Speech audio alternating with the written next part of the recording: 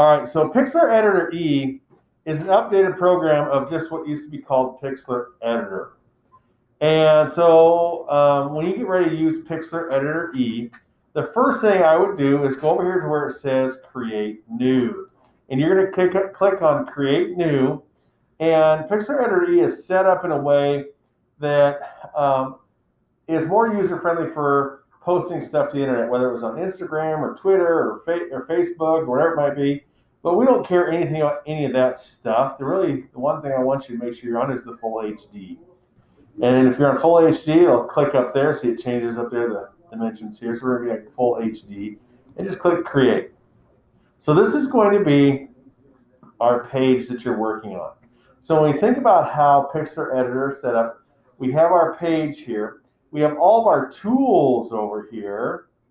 We have our navigation over here, which is going to show us how to zoom in, zoom out. We have something that's called layers over here, which we'll talk about here in just a little bit. And then histories, obviously, every click that we do is going to record over here for us.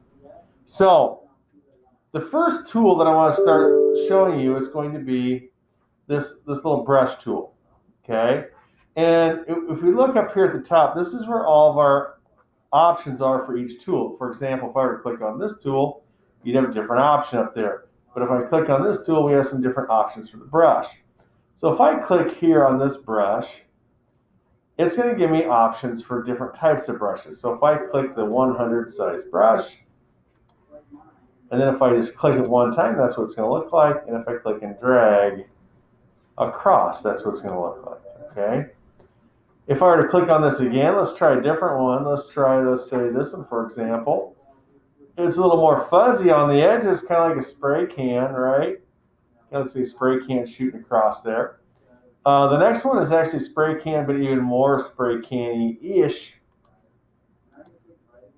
So it's maybe further away, because it's more fuzzy on the outside than it is the pure color in the middle. Or you can also paint with shapes, squares, whatever color shapes you want. But you can click and drag and it'll space these things out evenly as you go. Okay, so that's how you mess with the different brush types and the different sizes. So if I were to go to the size, I could make things different, smaller, change how it looks to whatever we want it to be. But we'll leave it at that. And then let's try changing color. So if we go all the way down here to the bottom, we're going to see color. It's always the top one. You have two things here. Don't mess with the bottom one. You mess with the top one. You're going to click on that. And over here, you have a color family. So let's just go with green. We'll go up here to green. And we'll click. Oh, you see the green is put right here. So we're going to click OK. And then now we have green guys going across there. Okay. So that's how you change the color of those deals. And then the other tool that we have here, let's get back to just like a regular brush here. Let's just go up here to 200 with this one. The other deal that we have here is opacity. So if you look over here, this says opacity. It's hard to see, I know. But let's say if we set this opacity, let's say around 50. And let's change this color to let's say a blue. And I click OK. Now if I click up here, the blue is going to come across, and do you see how you can see what's underneath of it? You guys see that? It's still showing because it makes it more transparent. We can make it even more transparent. We can go clear over here and go down the middle, and you can see where that's super transparent. See how light that is going across there? So that's how you could make a color transparent so you can see the stuff underneath of it. To give an example, when someone might use something like that, would be like, let's say eventually we're doing an image and you put a character outside of a house and you want to do a cast shadow like from the sun. And you would do a shadow with some transparency with it so you can still see like the grass and the cement and stuff like that. Okay.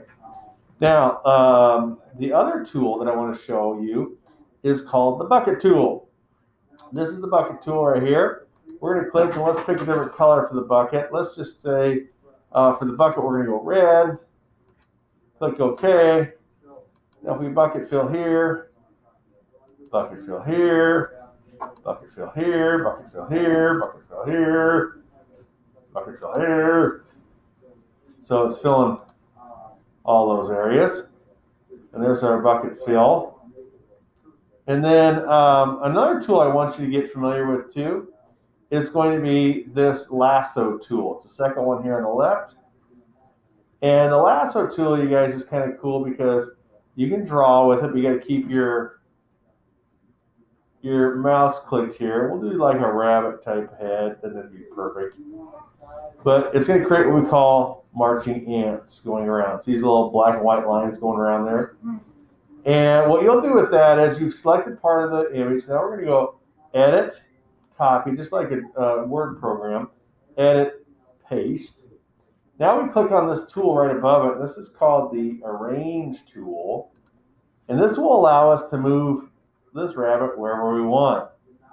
And we can make it bigger or smaller or turn it or flip it or whatever we want to do. But we're just going to set it out over here. Now notice one thing here too. When we made that tool, over here are layers, now we have a new layer. So when we hit copy, as soon as we hit paste, that created a layer. So we have our base layer, and then we have our rabbit layer.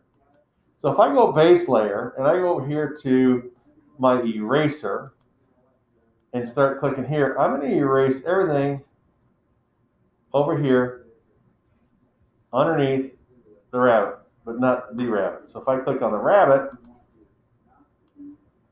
it's going to keep me erasing everything but the rabbit. You see that?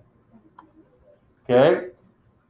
The other tool I want you to mess with too is a filter. And so we can run all sorts of filters through here, like we could do this and make it grainy or noisy. We'll just add noise like this, we'll make it super noisy. And click apply. You can kind of start to see it now. We'll move this guy again. See our rabbits get kind of noisy. And then we'll go back up here to filter. We'll make sure that we're in our rabbit still. Go up to filter. We'll try another one. Let's try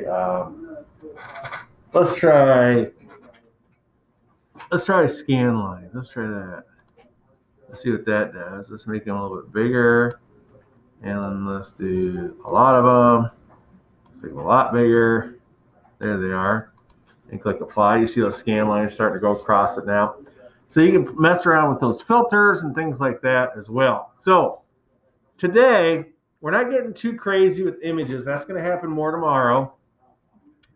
What I really want you to be is very familiar with the brush tool and how to change all the stuff up here.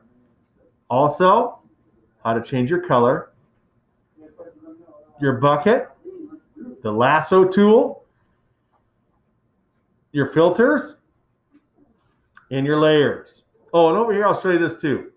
If you want to zoom in, you zoom in like this, and you can adjust what you're looking at over here on the navigator. Okay? If you want to zoom way in, you go way in like this and go, oh man, here we go. We're way in there. Or we can zoom way out too. Get her out of there. Okay? So, those are the main tools that I want you to use today. Okay? You may open your Chromebooks and get